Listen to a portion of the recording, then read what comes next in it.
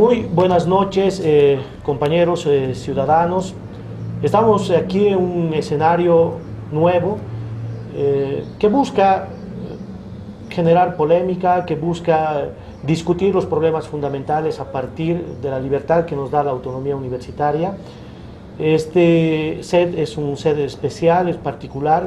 Este programa tiene una característica de que está filmado en los ambientes que han sido incendiados durante los conflictos del año pasado, en homenaje al movimiento estudiantil, a ese poder estudiantil que se ha manifestado y que ha frenado dentro de la universidad que se profundice la decadencia y la crisis. Pero bueno, el tema o el nombre del programa es Demonios Políticos. Este nombre lo traemos aquí a partir de un documental realizado por la red ATV. Dicho sea de paso, nosotros hemos pedido la autorización para poder utilizar el nombre porque nos parece un nombre que nomás expresa, digamos, de alguna forma la situación política y la crisis dentro de la universidad. En esta primera instancia, el primer programa que queremos llevar adelante es un problema vinculado a la situación nacional.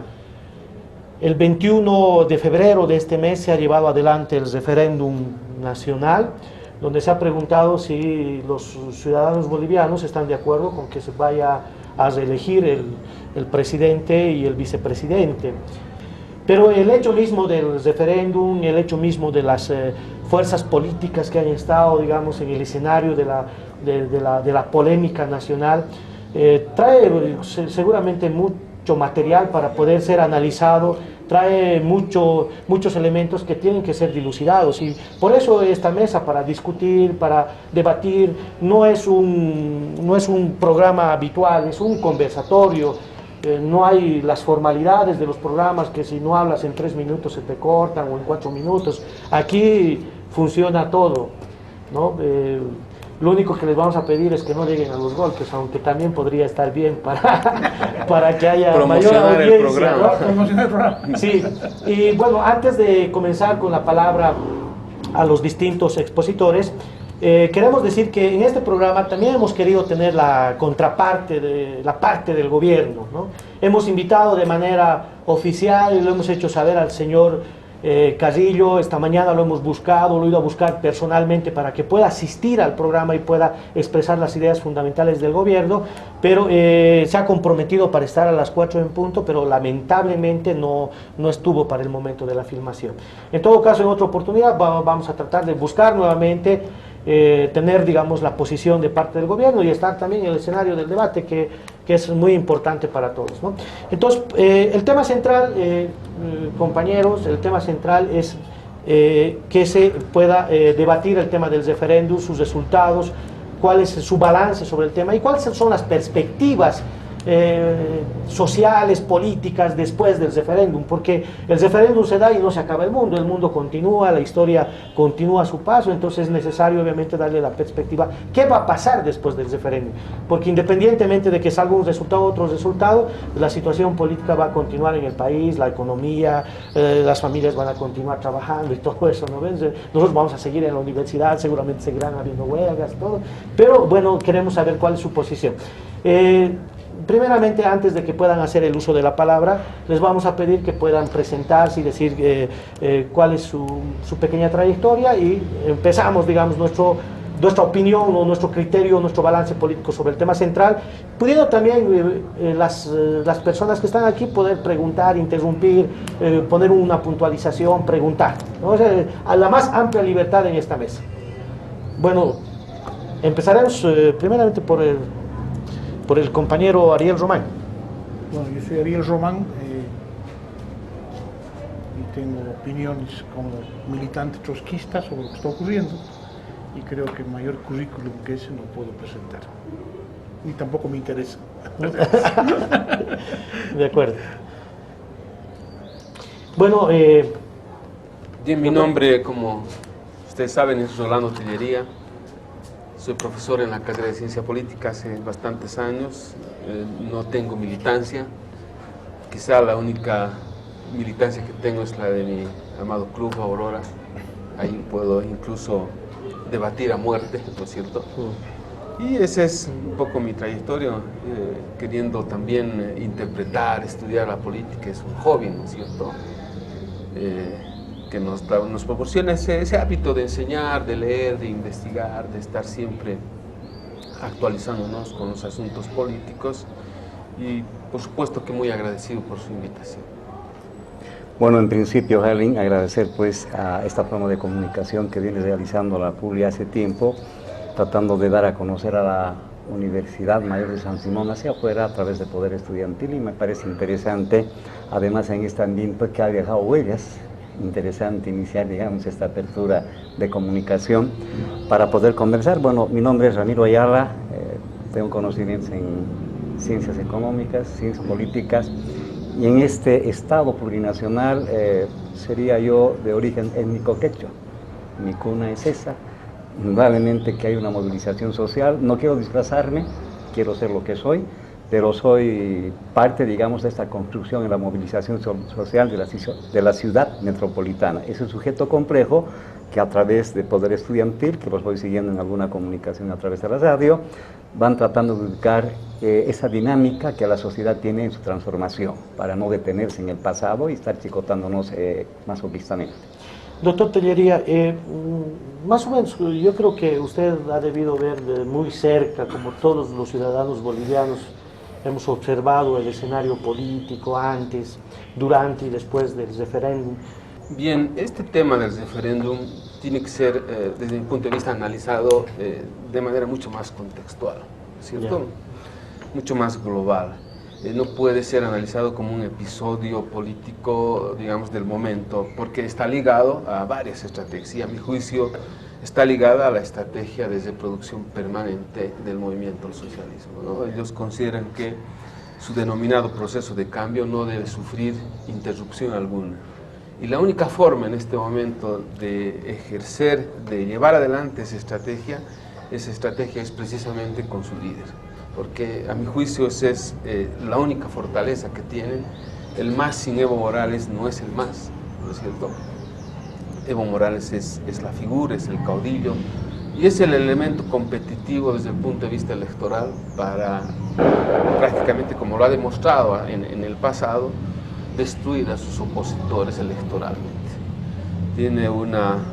Es un fenómeno político, tiene un carisma impresionante, sobre todo que ha arraigado mucho en la conciencia de las grandes mayorías nacionales ubicadas en el sector rural, y en ese sentido esta estrategia es planificada desde las elecciones de octubre del 2014. Ahí la idea no era solo ganar las elecciones, ahí el objetivo esencial, fundamental, radicaba en obtener los 2 tercios. Ahí empieza esa estrategia, ¿no es cierto? Y no podemos, por lo tanto, analizar este episodio por separado. Y ahí, claro, diseñan una ingeniería política sofisticada, altamente sofisticada, diría, incluso para obtener esa cantidad exacta de escaños en el Parlamento que les dé la posibilidad luego de abrir la Constitución. Hacen modificaciones como aquellos cambios que han efectuado en las circunscripciones uninominales, ¿verdad?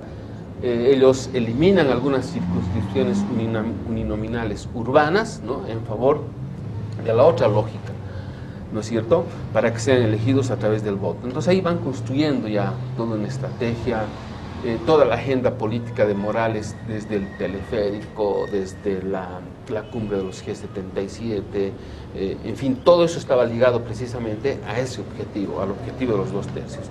Y la oposición, claro, miope, sin visión de país, no vislumbra aquello, sin sentido común, no vislumbra aquello y contribuye enormemente a ese objetivo.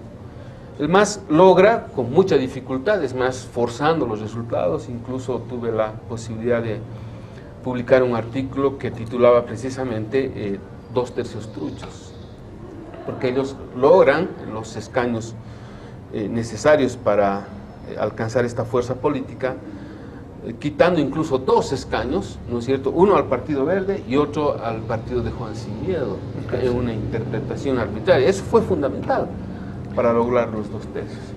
Ellos consiguen este objetivo, y este libreto ya estaba diseñado, ¿no? Fue el CONALCAM ya. el que pide, el que solicita. O las ya elecciones, hablan de las elecciones. Exacto, para ya esta modificatoria, ¿no es cierto? O sea, ellos habiendo logrado los 2/3, el próximo paso es, ¿no es cierto?, abrir la Constitución. ¿Por qué deciden abrir la Constitución ahora? Porque este es el momento apropiado en la medida en que el escenario de futuro, los años que se vienen van a ser escenarios de crisis económica. Es más, entiendo que el gobierno se va a reunir en la próxima semana para ya implementar una serie de medidas, una serie de ajustes, porque el recorte que el Estado boliviano ha tenido en relación a sus ingresos está en el orden del 40%. ¿no? Pero habría que convenir que es altamente subjetivo el plan de ingeniería política que describes del gobierno. ¿Por qué digo eso? Porque la realidad está encargada de decir que no funcionó. Y resulta que la pretensión de perpetuarse en el poder a partir de este plan que tú apuntas estaría dentro del criterio del gobierno, ha terminado chocando con la realidad. ¿De qué realidad estamos hablando? De la realidad del agotamiento de la ilusión que las masas depositaron, que el pueblo depositó en Evo Morales. Porque no hay duda que el hecho de que el MAS haya ganado las elecciones y que Evo, en su condición de indígena, llegue a ser presidente del país, despertó ilusiones en vastas capas de la población. La clase media ha votado masivamente por Evo Morales, es decir, como nunca después de mucho tiempo un partido gana con semejante nivel de caudal de votos, es decir, la ilusión fue enorme. Pero esto tampoco es un fenómeno nuevo, ¿no? Es decir, el MNR despertó ilusiones, la UDP despertó ilusiones.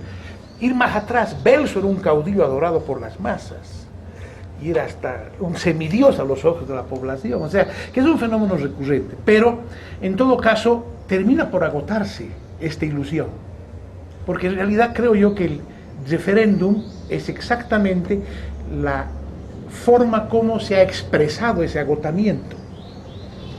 Ahora, yo que me gustaría apuntar, el resultado del referéndum que representa, desde mi óptica, uno, una derrota política para el gobierno. Entonces creo que el plan de perpetuarse en el poder a partir de estas elucubraciones subjetivas de los ideólogos que están en el gobierno ha terminado chocando con la realidad. Ahora, yo creo que habría que ver un poco más profundamente el asunto, y es ¿a qué obedece el hecho de que el pueblo que ayer depositó esperanzas y creyó posible que a través de las acciones de gobierno del primer indígena presidente se iba a lograr una transformación radical del país, que a través de la Asamblea Constituyente se iba a conseguir que Bolivia deje de ser un país atrasado, sometido a los intereses del capital extranjero, etcétera, haya fracasado? Mira, Ariel, este tema de decir el primer indígena presidente nos ha demostrado algo donde se ha hecho en el censo de población y vivienda, donde había la clase mestiza no en términos consultivos sino ninguneados. Ganó con el 72%, 70% digamos en promedio así. Quiere decir que la población boliviana no se identifica con una situación de indígena originario campesino en términos así claros y concretos de un sujeto real. Es lo que tú dices, es un conjunto de factores de una ilusión, de una ficción creada. Y esto viene, digamos, a contraparte de ejercer el poder por el poder, que se les ha estado dando, digamos, no tanto como una suerte de ingeniería estratégica, porque podían haberlo logrado sin generar, digamos, la fragmentación y la confrontación. Podían haber prácticamente incorporado la luna entera en Bolivia y no la media luna. Porque lo que estamos viendo es el inicio, digamos, de lo que ha sido este proceso de la década perdida que yo llamo, otra vez de medias lunas, ¿no? Polarizado. Y polarizado en términos muy arruinados, diría yo, porque hay elementos de la coyuntura en el tema global que no van a colaborar a la gobernabilidad. Porque en el inicio de esto ha jugado un papel fundamental el sector externo en lo global en el tema del arranque de los precios por los países emergentes de las materias primas. Y en esa lógica se ha podido conducir en una forma de cooptación. Ahí tenemos instituciones como el Fondo Indígena que ha empezado a trabajar como una forma de prebenda electoral. La CONALCAN cumplió esa función y eso se ve incluso en estos momentos en términos corporativos, cuando de pronto se trata de solucionar un problema del transporte por el tema impositivo vía alguna forma de aval y garantía para transformar sus buses nuevos. El tema hemos visto en el sector minero y toda esa situación. En esa lógica yo creo que no hay un proyecto real en este gobierno, porque lo que sí en los inicios se ha utilizado a la crisis del sistema de partidos, se ha utilizado un elemento externo y un elemento interno como forma de generar esa ilusión. Y el tema es ver al imperio como un enemigo impresionante, que además en este proceso de referéndum también han manejado esto.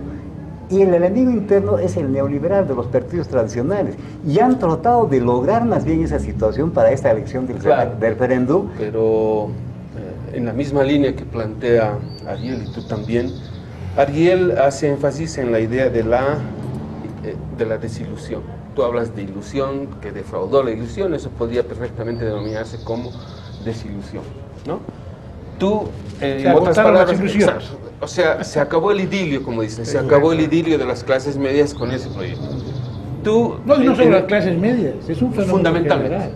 Claro, fundamentalmente de las clases medias. Fueron las clases medias las que le dio a Evo Morales y el MAS los triunfos abrumadores, el 2005, ¿no es cierto?, el 2010 y el 2014. Pero yo no creo que hay que dejar al margen de la consideración tuya el sector campesino. También se agota la ilusión ahí. Claro, ahí hay un... Tal vez más lento. Más lento, ¿no? Tú hablas de una suerte de degeneración del proceso, ¿no? Y creo que convergemos en esa idea. Yo percibo que este denominado proceso de cambio, esta revolución democrática y cultural, no ha llegado ni siquiera a enrumbarse de manera adecuada, porque el fenomenal excedente económico en manos de la nueva élite embriagó yo no a los hablo políticos, de degeneración ¿no es del cierto? proceso. Embriagó tanto, por un lado, esa enorme cantidad de recursos, son humanos también, y por otro lado, la concentración de poder. Claro. Estos dos factores, ¿no es cierto?, han determinado que los líderes del proceso actual pierdan el rumbo, ¿no es cierto?, pierdan el norte y de pronto, como sostengo en un artículo que publico hoy, ellos son también humanos, con las pasiones, ¿no? O sea, imposible estar ajenos a las tentaciones de la pasión de la carne, por ejemplo, ¿no es cierto?, de la acumulación material, ¿verdad? Ellos son humanos también, y esa excesiva concentración de poder y el fenomenal excedente económico en manos de esa nueva élite los emborrachó a tal nivel que perdieron el rumbo y perdieron la brújula. Claro, pero yo no quiero hablar de, yo no hablo de degeneración del proceso, en realidad yo hablo de inviabilidad histórica del proceso. Es otra cosa. Es otra cosa. ¿Por qué? Porque la pretensión del gobierno del MAS desde un inicio fue el reeditar lo que pretendió, lo que hizo el MNR, en líneas generales. Estamos hablando del plato recalentado del nacionalismo burgués, para decirlo en términos muy concretos. ¿En qué consiste? En pretender posible transformar este país en acuerdo con las transnacionales, con los empresarios, con los latifundistas. Un viejo guión de los políticos bolivianos, variantes más, variantes menos, representado, replanteado por Evo Morales bajo un ropaje indigenista, porque en esencia él lo ha dicho. Yo no los trato como otra cosa, sino como socias a las transnacionales. A los empresarios les ha dicho, ayúdenme a gobernar. Ha habido todo un desplazamiento del apoyo social del MAS. La CAINCO es la más entusiasta con Evo presidente. Nunca han ganado tanto como en este. Lógico, y los empresarios lo saben de nosotros, es decir, pero estamos hablando de la inviabilidad histórica de esa pretensión. Tu enfoque es marxista, ¿no es cierto? En esa línea, por si acaso. Pero yo está bien, de acuerdo.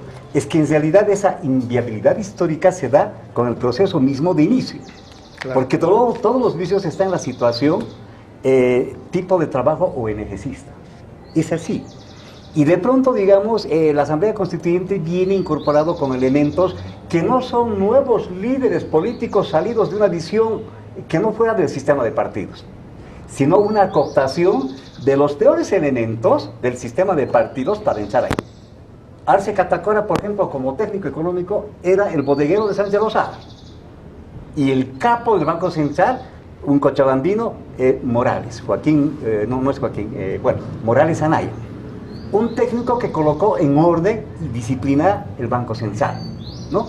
Por otro lado, si nosotros hacemos la composición en esa lógica, digamos, de la inviabilización de ese proceso histórico que ya viene contaminado y envenenado, veamos a Quintana, de militante, adenista, si tú quieres, pichón de la dictadura, como dice Evo Morales, si le gusta decir, es así.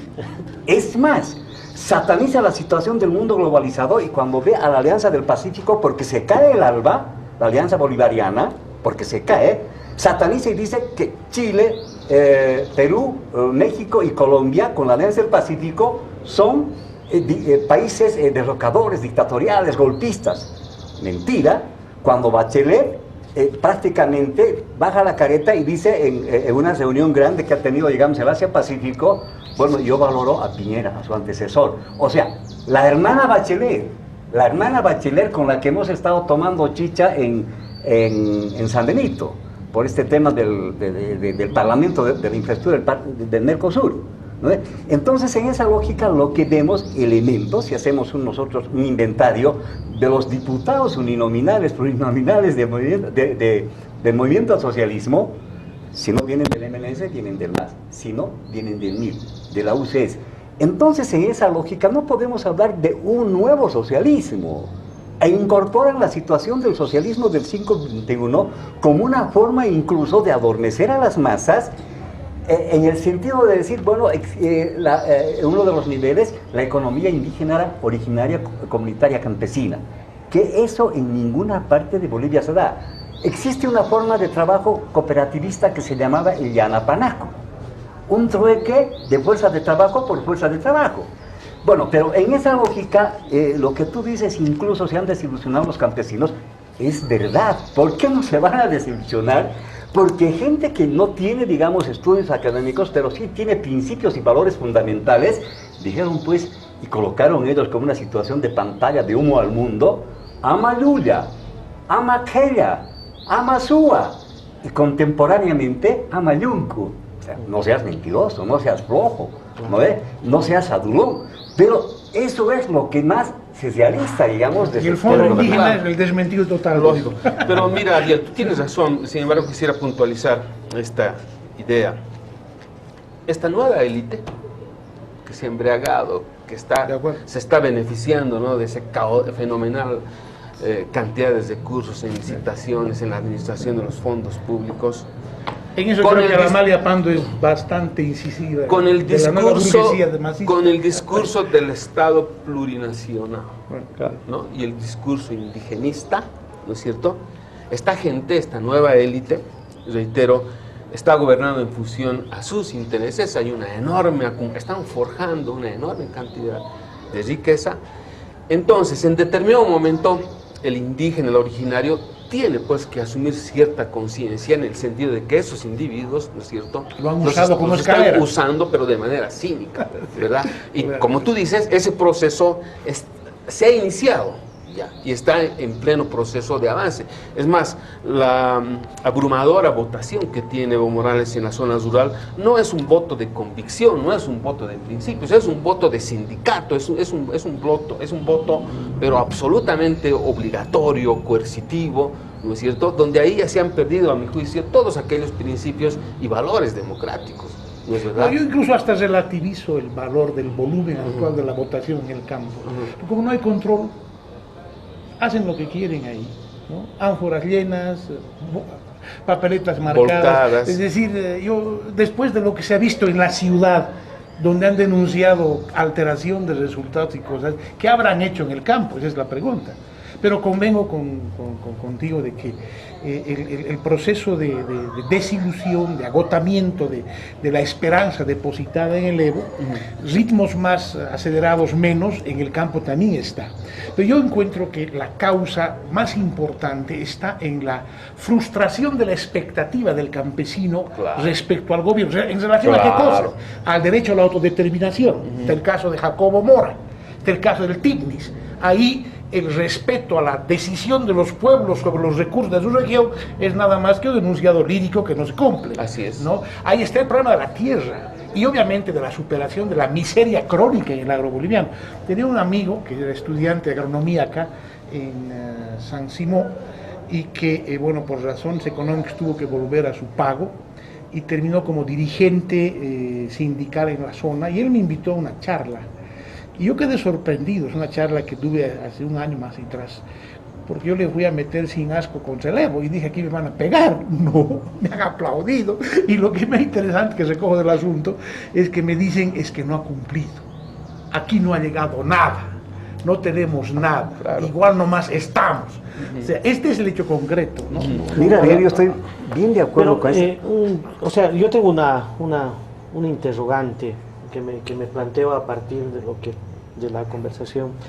Apenas el gobierno llega, incluso antes, llega al Estado y tiene una propuesta, más o menos podríamos decir tiene un programa planteado, ¿no? que muchos han criticado, pero tiene un programa planteado. Y ahora ese programa planteado lo han sacado como bandera política en todas partes. Nosotros tenemos programa, ustedes no tienen programa, o digan cuál es el programa que tienen, ¿no? Ese era el discurso.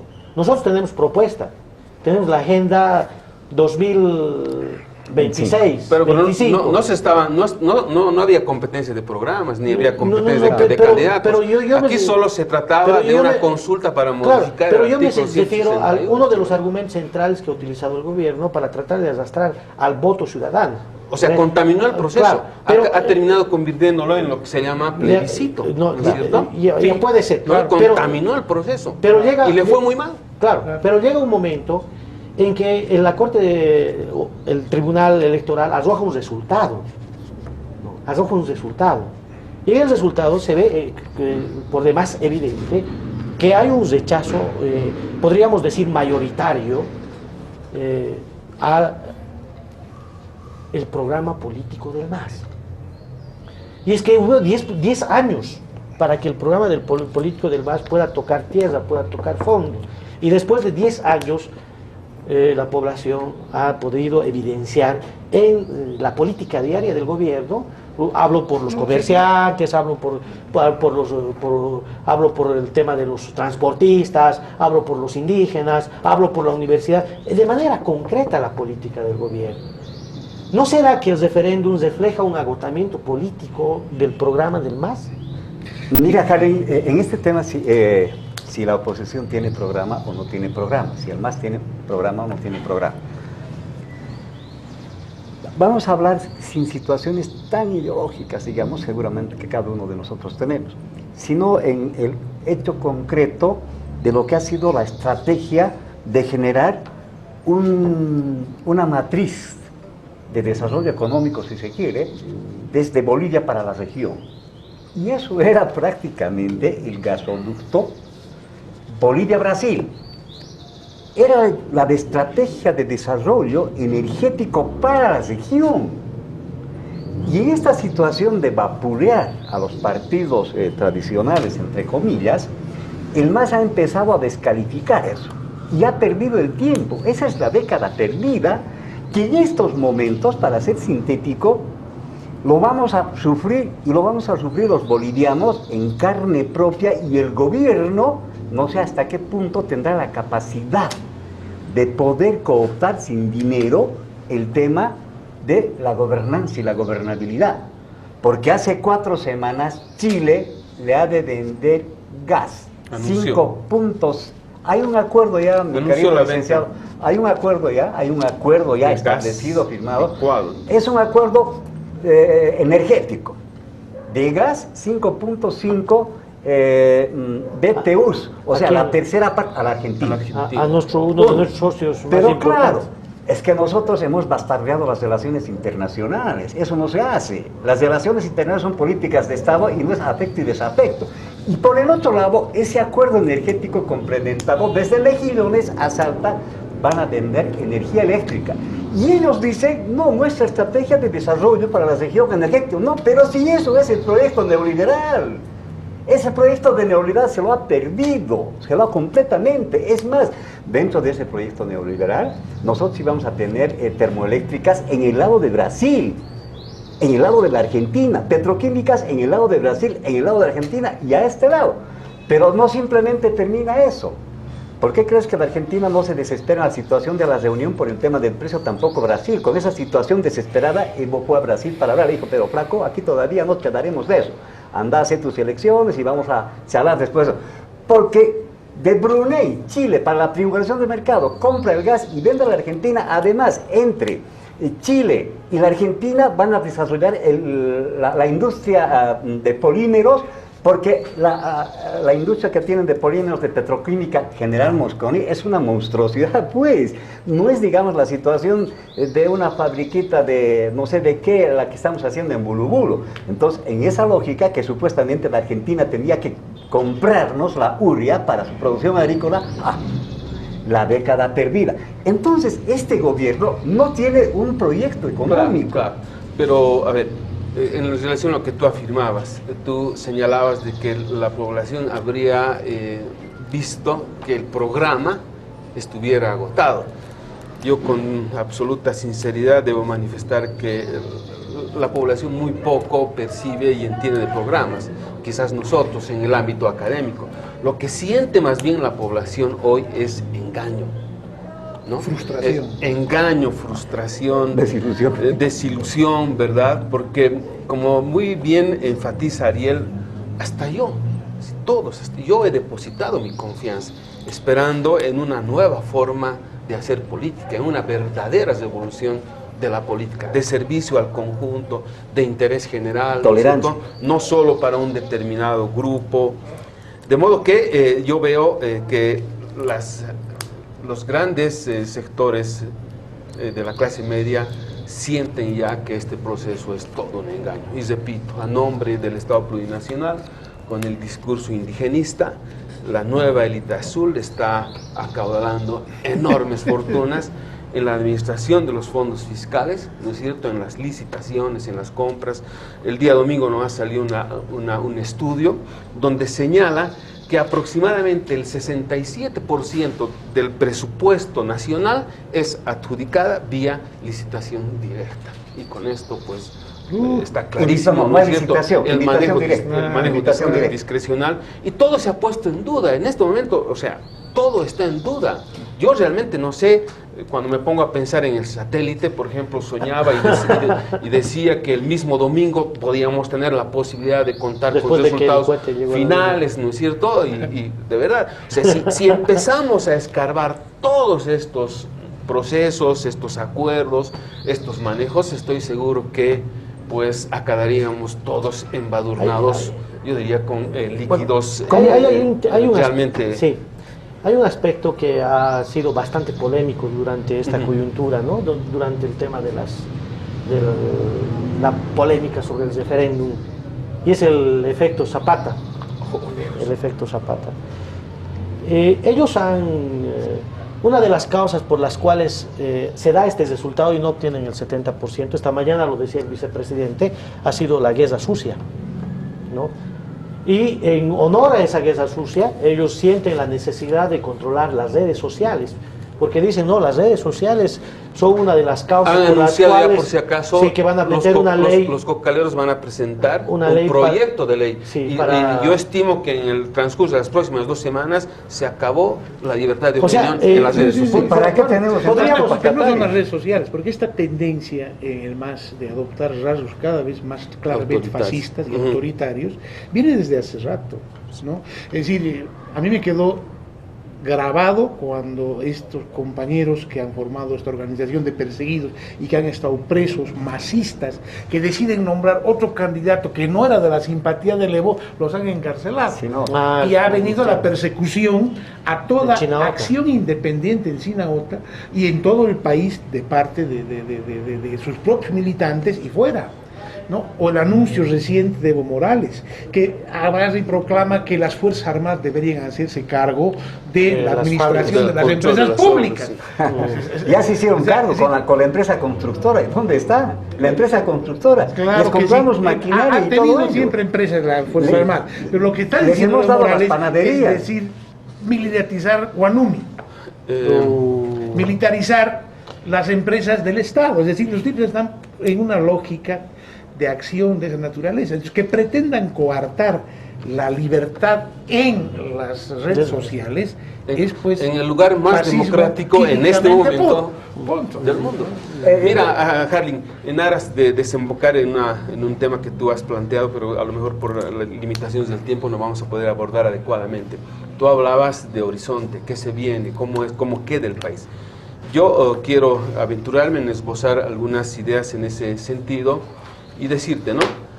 Como tú mencionabas, acabó el referéndum del 21F, ahora, yo o sea, en términos formales de correlación de fuerzas, no veo un país dividido, porque el MAS sigue con sus 2/3, ¿no es cierto?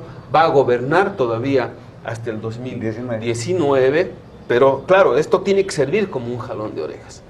Y en ese sentido, ellos ciertamente tienen que entrar en un debate, en un examen de conciencia, en una autorreflexión, pero yo siento, como ustedes acaban de mencionar, y además percibo también esa sensación de ustedes, que va a haber una sonada autoritarista, ¿no es cierto? O sea, van a empezar a ajustar, a perseguir, a coartar la libertad de expresión, y en ese lugar donde ellos no tienen control. En esa lógica, lo que a mí realmente, cuando hablamos y decimos que va a ahondar el tema de ese sello represor autoritario, pues ya lo hemos notado pues en la alcaldía de la... o sea, hay 6 muertos. Hay 6 muertos. Entonces, ¿cuánto más? Este mismo recinto. Pero claro, eso está reflejando que no ha habido tolerancia. Y esa es la situación de la megalomanía del poder. Empiezas a enloquecer y no sabes cómo controlar. Te vuelve loco el dinero. Pero en esa lógica también es acumulación histórica. Hay una acumulación de la construcción compleja del voto. Es lo que tú dices, Ariel. El campesino, a los términos de la Ecobelis, no se va a dejar mamar más. Así de simple. Porque el campesino esfuerza para superarse en términos familiares, hace lo imposible para enviar a sus hijos a la universidad. Y realmente se siente frustrado que cuando él, y lo dijo en determinado momento, a una de las comerciantes, ¿para qué mando a la universidad de mi hijo si ni siquiera me ayuda a vender pan? Sí, ¿no? Bien, garantizar el proceso de cambio en este momento para el bloque dominante azul es una razón de Estado. La perspectiva de este proceso de cambio se agotó. Claro, pero ahí esa es la pretensión del gobierno de reproducirse y mantenerse con la represión. Exacto. Va a ser en pésimas condiciones, va a chocar. Pero simplemente haciendo... En términos sociales eso se llama pérdida de hegemonía. Cuando ya las posibilidades de mantenerse en el poder son a través de mecanismos autoritarios. Correcto. Sí. Coerción. Y ahí perdió pero yo quiero apuntar un elemento más para terminar. ¿Cuál es en la actitud de la gente que ha votado por el no, la disposición? No, es un no que dice, no le creo al viejo político. Porque aquí aparece Doria queriendo apropiarse del no, aparece el Tutu diciendo yo soy el campeón, y la gente le da rabia, le da bronca. Es decir, no lo quiero a la vieja derecha, tampoco lo quiero al Evo. Es decir, aquí la perspectiva está apuntando a un nuevo proyecto revolucionario. Las más están buscando otra alternativa. No se potencia la derecha en el escenario por su pasado y tampoco se va a potenciar el Evo. Creo que es otro elemento importante en la perspectiva. Mira, sí, de acuerdo. Ariel, esta mañana hablábamos nosotros con Harling y decíamos, en esa lógica que tú dices, ¿quién sería la persona, la institución y el hombre que viabilice eso? Porque dijimos, en Venezuela dijo el ejército, señores, ya reconozcan que ganó alguien. Y si no, salimos. Es que esa es la pregunta que está planteada. ¿Quién? Ahora, en la Argentina... Después del Evo, ¿quién? En la Argentina... No. Sino de colocarle... Está absolutamente claro que nunca ningún caudillo ha dejado un heredero en las mismas condiciones. Pero en la Argentina... Acaba el caudillo, desaparece, sale el caudillo del escenario político y se deslumbra el proyecto. Pero dice, en la Argentina lo propio, dice, antes de que se arme esta trifulca grande, que es jodido, imparable, por la indignación fuerte que hay, en la Argentina salió el candidato de Frente para la Victoria, Scioli, dijo, reconozco la victoria. Paños fríos para que la sociedad otra vez vuelva a encontrarse en el tema. Bueno, creo que está planteado la interrogante, ¿no? En realidad, yo recojo de toda la discusión en la mesa con la posibilidad de equivocarme, este proceso de radicalización de las bases, de las masas, este choque entre el Estado del MAS y los sectores sociales va a continuar, o sea, va a continuar y se va a ir profundizando, y seguramente que el gobierno está obligado, con la caída de los precios internacionales, de las materias primas, a agudizar su política contra las masas. Y entonces esto va a continuar y va a generar que se vaya a conflictuar más la relación entre el pueblo, los sectores, la mayoría nacional y el Estado. Pero bueno, está planteado la interrogante. También seguir profundizando, ¿no?, en el tema de la situación nacional. Buenas noches, este es el programa Demonios Políticos. Agradecemos aquí a nuestros panelistas. Este es un conversatorio fuera de formalidad, aquí no existen las reglas, incluso hasta el set, ¿no?, es completamente distinto, innovador. Que queremos mostrar la realidad tal y como es, ¿no ve? Entonces, los esperamos el próximo programa, donde vamos a discutir no solamente el tema de la coyuntura nacional, sino los temas particulares que aparezcan socialmente. Hay un tema, por ejemplo, bastante importante que está pendiente, y es el tema de los impuestos, ¿no?, que ha generado un conflicto en pleno proceso político electoral. Muy buenas noches, señores ciudadanos. Este es el programa Demonios Políticos.